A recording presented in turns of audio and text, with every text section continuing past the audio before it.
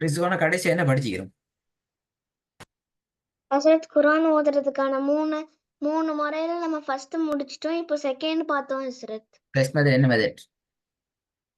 எழுத்துக்கள் உச்சரிப்பு ஹசரத். எழுத்துக்கள் உச்சரிப்புகள். ஆமா ஹசரத். ரெண்டாவது? ராகம் ஹசரத். மூணாவது? சட்டங்கள் ஹசரத். அதுல நாங்க எதை பாத்திக்கிறோம்? ராகம் ஹசரத். ராகம்டா என்ன? நீட்டுதல் ஹசரத். ராகம்டா நீட்டுதலா? சரியா சொல்லணும். டோன் ஹசரத். Tone tone. ராகம் எப்போ வரும்? நீட்னாதான் ஹசரத் வரும். நீட்ட வேண்டிய இடத்துல நீட்னாதான் ஹசரத் வரும். நீட்ட வேண்டிய இடங்கள்ல நீட்டினா தான் வரும்.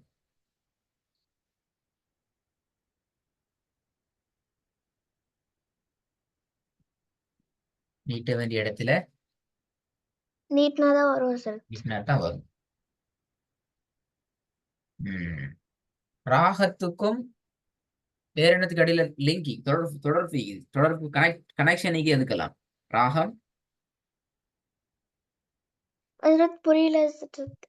நான் 3 விஷயத்துக்கு அடியில லிங்க் ஈக்கிறதா சொன்னனே, ஞாபகம் இல்லையா? ஆமா ஹசரத். எதெல்லாம்? நீட்ட வேண்டிய இடத்துல நீட்னாதான் டோன் வரும். டோன் இருந்தாதான் குர்ஆன் ஓத முடியும் ஹசரத். Very good. அப்ப எதுக்கெல்லாம் லிங்க் ராகத்தோட ஈக்கணும்? எதுக்கெல்லாம் லிங்க்? அப்ப சரியா டோன், சொல்லு. டோன், அப்புறமா நீட், ராகம், நீட்டுதல், அப்புறமா அப்பதான் ஹசரத் குர்ஆன் ஓத முடியும். நீட்டுதல், ராகம். நீட்டுதல். இப்ப முதலாவது ராகம். டோன். டோன்டா நீட்டுதலும் நீட்டினாத்தான் ஓதையிலும் 3 நடக்கணும். குட், நல்லா. இப்ப நீட்டுதலுக்கு என்ன செல்ற அரபிக்ல? மத்து. மத்து. Very good.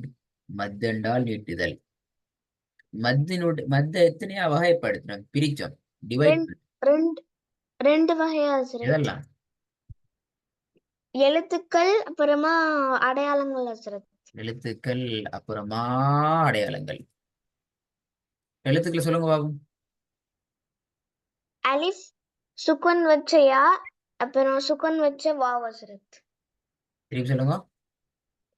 அலிஃப் அப்புறம் சுக்குன் வச்ச ய, அப்புறம் சுக்குன் வச்ச வாவ் ஹசரத்.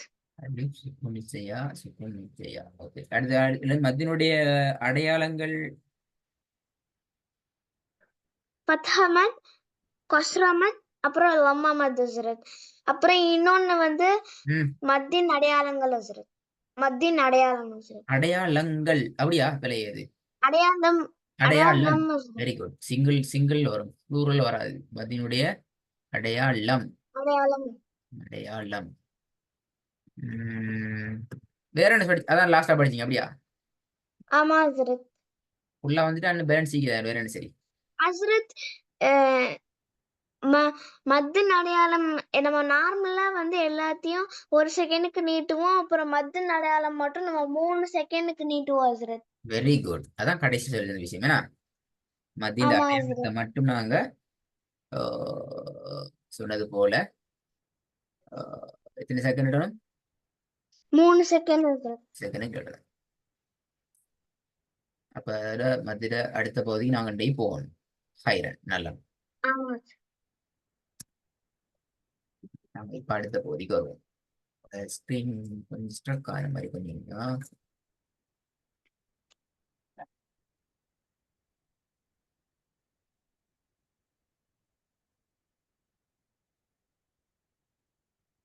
ஸ்கிரீன் மாறுதா கூட? மாறுது ஹசரத். ஓகே, சரி. நாங்க இப்ப அடுத்த பகுதியை பார்த்தோம் என்றால், உண்மையில மத்தியினுடைய பகுதியில அடுத்த முக்கியமான பகுதி, இன்னும் ஒரு முக்கியமான ஒரு கான்செப்ட் இருக்கிற மத்தியில. இந்த வசனத்தை ஓகே.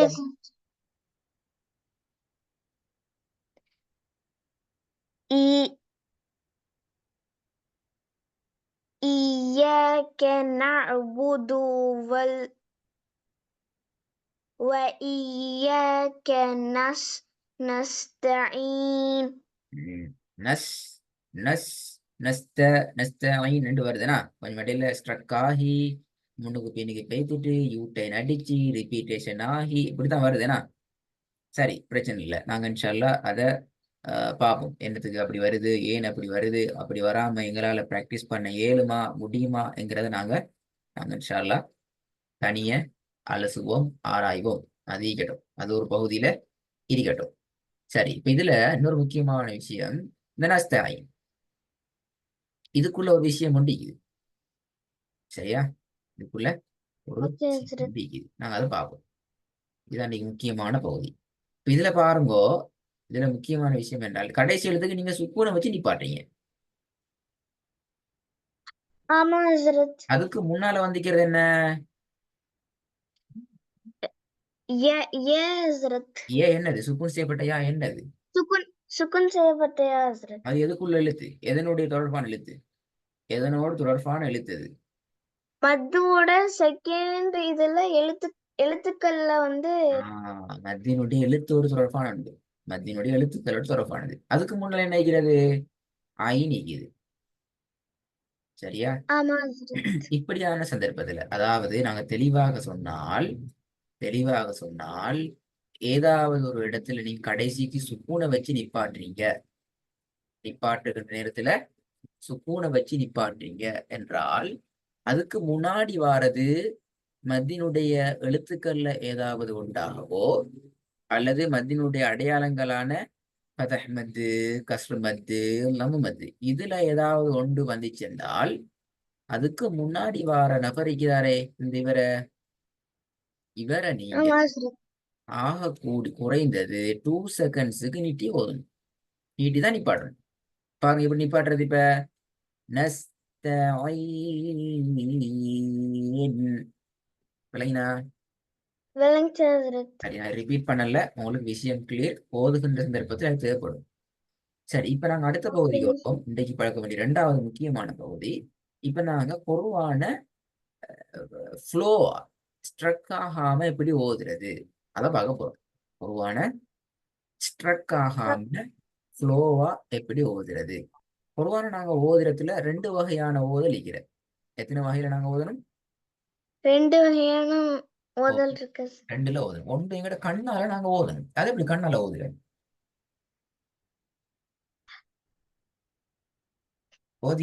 இதுக்கு முன்னாடி பிரிஸ்பான கண்ணால ஓதிக்கிறீங்களா? புரியல ஹஸ்ரத். கண்ணால ஓதணும். எப்படி ஓதுற கண்ணால? கண்ணால ரீட் பண்ற தெரியுமா அவளுக்கு?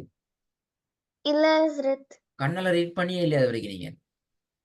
உங்களோட வாய் அசையாம, வாயால எந்த விதமான ஒரு சின்ன ஒரு பண்ணிருக்கேன். அசைவு வராம கண்ணால மட்டும் நாங்க ஒரு மெசேஜை கண்ணால பார்த்துட்டு இதான் இது சொல்லப்பட்ட மெசேஜ் என்று எங்களோட மைண்டு நாங்க எடுத்துக்கொள்வோம். அப்படி பண்ணிருக்கேன் ஹஸ்ரத். ஆஹ் அரபிக்ல பண்ணதில்ல ஹஸ்ரத். அரபிக்ல பண்ணி இல்லைனா? ஆமா ஹஸ்ரத். இது நீங்க பழக போறீங்க. இது முக்கியமான பகுதி. இப்ப நான் சொல்லி தந்ததுக்கு ஓகே. பின்னால நீங்க இப்ப இது கட்டாயம் பழகணும் இப்ப. சரி, அது ஓகே கண்ணால ஹஸ்ரத். ரீட் பண்ற கண்ணை மூடிக்கொண்டு ஓத இயலுமா? வாயால மட்டும்? இல்ல ஹஸ்ரத். இல்ல, வாயை மூடிக்கொண்டு கண்ணால மட்டும் ஓதுனா போதுமா? போதாது ஹஸ்ரத். ரெண்டுமே நடக்கும். ஏன்னா கண்ணாலையும் பார்க்கணும், வாயாலையும் பிராக்டிஸ் பண்ணணும். சரி, அது எப்படிங்கிறத ரெண்டையும் ஃபங்க்ஷன் பண்ணி எப்படி நாங்க ஓதுறேன்னு பார்த்தால் கண் வந்து முதலாவது கண்ணால தானே பார்க்கணும். ஆமா அது ஹஸ்ரத். பின்னாடி தான் நடக்கும். எங்கட வாய் அதை பிராக்டிஸ் பண்ணணும். கண் பார்த்ததுக்கு அப்புறமாகத்தான் எங்கட வாயும் பிராக்டிஸ் பண்ணணும். அப்ப இதுல எது முதலாவது மூவ் ஆகுவாரு? வாய் ஹஸ்ரத். பிழையே. வாய் முதலாவது போனா கண் பார்க்காம வாயால போனா பிழையாயிடுச்சு, பழக்கிடுமே. இல்ல இல்ல ஹஸ்ரத். கண் ஹஸ்ரத். கண்ணால பார்த்து கொண்டு அதுக்கப்புறமா தான் எங்களோட வாய் என்ன செய்யணும்? ஃபங்க்ஷன் ஆகணும். ஆமா விளங்குதா? ஹஸ்ரத். கண் பார்க்கணும், அடுத்த ஸ்டெப் எங்களோட வாய் ஓத ஸ்டார்ட் பண்ணணும். இப்ப இதுல எந்த ரீடிங்க்கு ஸ்பீட் கூட சொல்லுங்க பாபு? கண்ணால பாக்குறதுக்கா வாயில ஓதுறதுக்கா? இப்ப நான் உங்கள்கிட்ட ஒரு பேராகிராஃபை தந்து இதை நீங்க ரீட் பண்ணுங்க என்று சொன்னால் கண்ணால ரீட் பண்றதுக்கும் வாயால ரீட் பண்ண சொல்றேன், கண்ணால ரீட் பண்ண சொல்றேன். எது நீங்க ஃபாஸ்டா ரீட் பண்ணி முடிப்பீங்க? கண்ணாலயா வாயாலயா? வாயால ஹஸ்ரத். அப்ப கண்ணால பார்த்தா ஸ்லோ அப்படியா? இல்ல ஹஸ்ரத். ரெண்டுமே நான் ஸ்பீடா தான் ஹஸ்ரத் பாப்பேன். அப்படி ஏலவி அப்படி பெல அந்த கன்செப்ட் பெல.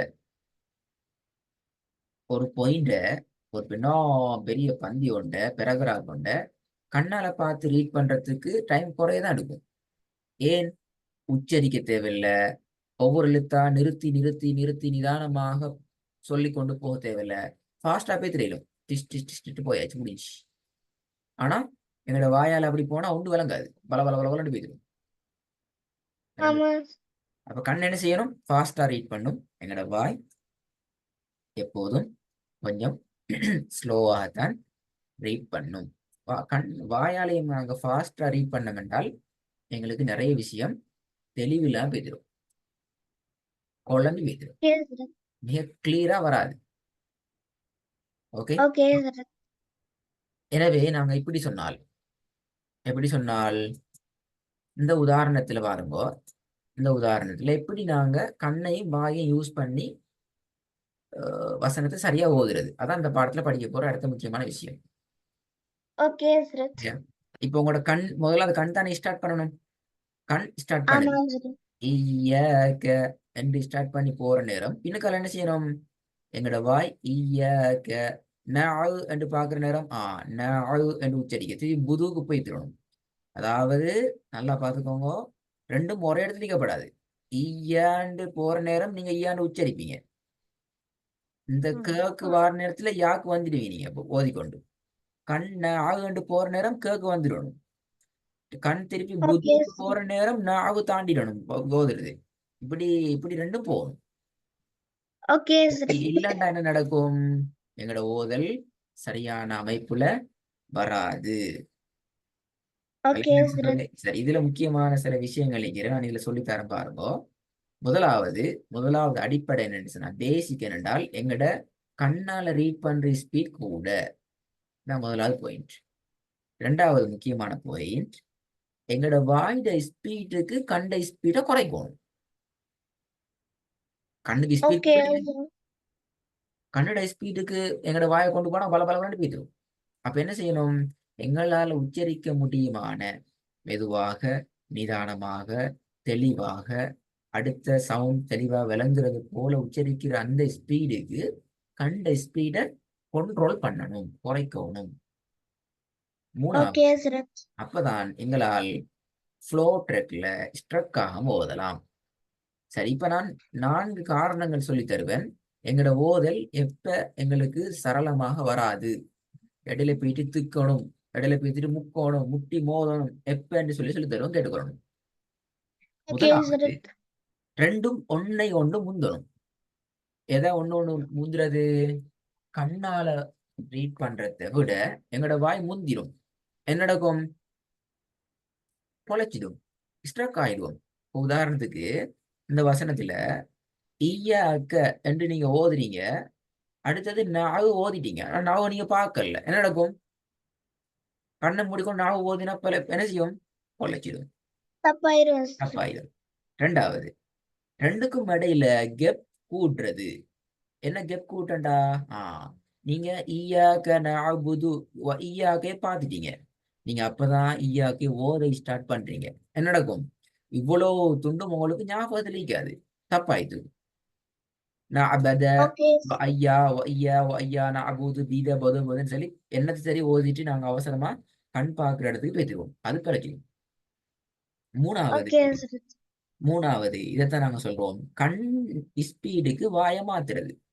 இப்ப கண்ணால ஃபாஸ்டா நாங்க ரீட் பண்ண போதுமே, அந்த ஸ்பீடுக்கு வாய போனதான் நடக்கும், தப்பாயிட்டு பல பல பலன்னு போய்த்திரும், ஒண்ணு விளங்காம போய்த்திரும். நாலாவது, ஓகே சார். ரெண்டும் ஒரே இடத்துல சந்திக்கிறது. வையா கன்னு சொல்லி பார்த்து கொண்டீங்க, கேவை தான் ஓதி கொண்டிருக்கிறீங்கன்றால் நாவுங்கிறது உங்களோட கண்ணுக்கு விளங்காது, அது பிழையாகிவிடும். இதான் இதில் உள்ள முக்கியமான விஷயங்கள். ஹைரன், அப்ப இன்றைக்கு நீங்க என்ன செய்ய வேண்டிய வேறென்றால், இன்றைய படிச்ச பாடங்கள் எல்லாத்தையும் கவனமா பார்க்கணும். இதை நீங்க உங்களோட பிராக்டிஸ்ல பண்ணி பார்க்கணும். பெரிய குர்ஆனை திறந்து உங்களுக்கு அறிமுகம் இல்லாத வசனங்களை எடுத்து எப்படி நான் இடையில கன்ஃபியூஸ் இல்லாம, ரிப்பீட்டேஷன் இல்லாம நான் பிராக்டிஸ் பண்ணி பழகுறேங்கிறத நீங்க படிக்கணும், பார்க்கணும். இப்ப கண்ணையும் ஓகே சார். வாயை யூஸ் பண்ணி நீங்க பிராக்டிஸ் பண்ணி பார்க்கணும். நாங்க இன்ஷா அல்லாஹ் ஓகே கிளாஸ்ல சார். தொடர்ந்து வசனங்களை ஓதி பிராக்டிஸ் பண்ணுவோம். அப்ப நாங்க செக் பண்ணுவோம், ரிஸ்வானாக்கு மூவ் ஆகலுமா, இன்னும் பிராக்டிஸ் தேவையாங்கிறது கொஞ்சம் பார்க்கணும் நீங்க. ஓகே ஹஸ்ரத். விளங்கின விஷயம் எல்லாம் ரெக்கார்டுக்கு எனக்கு நல்லா விளங்குமா? ஓகே ஹஸ்ரத். ஓகே, அஸ்ஸலாமு அலைக்கும். அலைக்கும் ஸலாம். அஸ்ஸலாமு அலைக்கும் ஹஸ்ரத்.